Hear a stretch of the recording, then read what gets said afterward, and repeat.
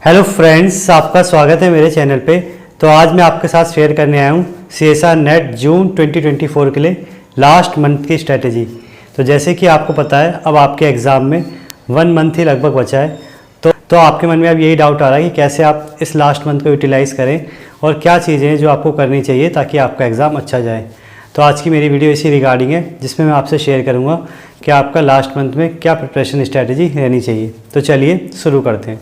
तो देखिए, सबसे पहले तो मैं आपको ये कहना चाहूँगा, अगर आपने सिलेबस कर लिया है और या आपका 75% तक भी सिलेबस हो गया है, 80% तक भी, तो आप सिलेबस को स्टॉप कर दीजिए और सिलेबस को मतलब आगे मत कीजिए।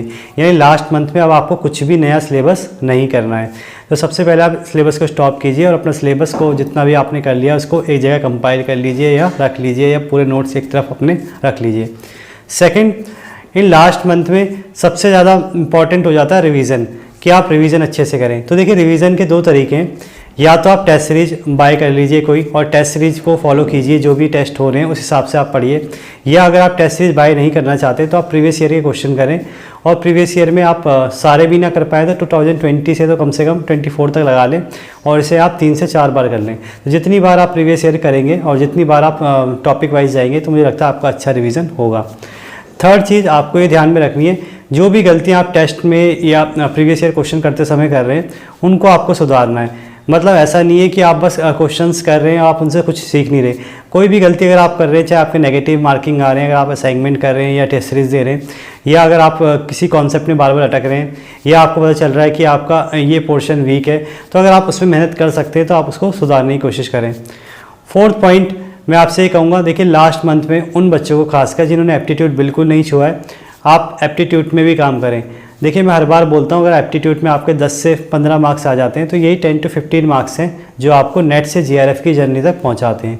तो ये कोशिश करें कि अगर आपने एप्टीट्यूड नहीं किया है तो रोज़ कम से कम 1 से 2 घंटे एप्टीट्यूड को भी दे दें। अब आते हैं बात कि कैसे आपको टाइमिंग बांटनी चाहिए। मतलब ऐसा तो नहीं है कि आप दिन भर टेस्ट देंगे और टेस्ट देंगे तो पढ़ेंगे कब टेस्ट के लिए।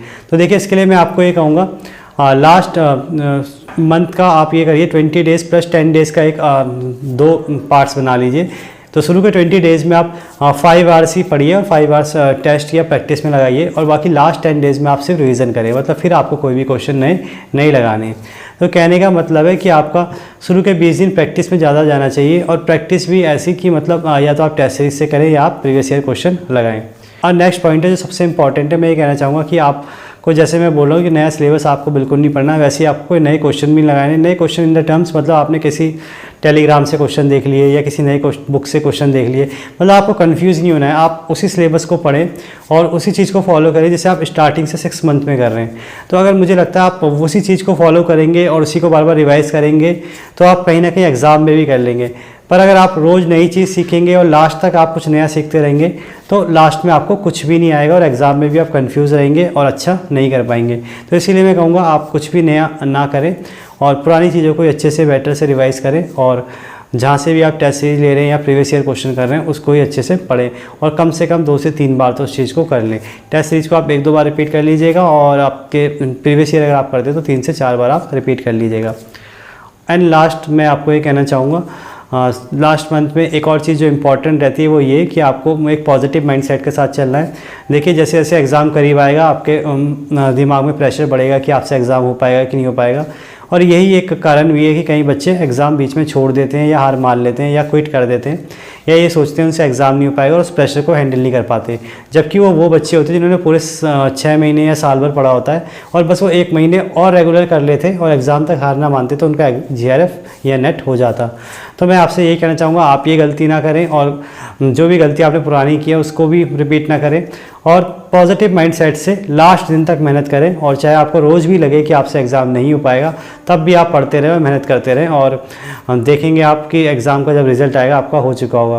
क्योंकि मैं ये बात अपने पर्सनल एक्सपीरियंस से ही बता रहा हूँ, और कई टॉपरों से मैंने बात किया उनसे भी मैं बता रहा हूँ। जो फर्स्ट रैंक भी लाना होता है उसको भी कहीं ना कहीं लगता है कि एग्ज़ाम उसका होगा कि नहीं। तो कहने का मतलब ये बहुत नॉर्मल चीज़ है, तो इसकी आप टेंशन ना लें, बस आप प्रिपरेशन करते रहें, पॉजिटिव माइंडसेट से चलते रहें। तो आई होप आपको मेरी बात समझने आई होगी और आपके काम आएगी। तो आगे ऐसी इन्फॉर्मेटिव वीडियो देखने के लिए चैनल सब्सक्राइब करें, वीडियो को लाइक करें और शेयर करें। Thank you.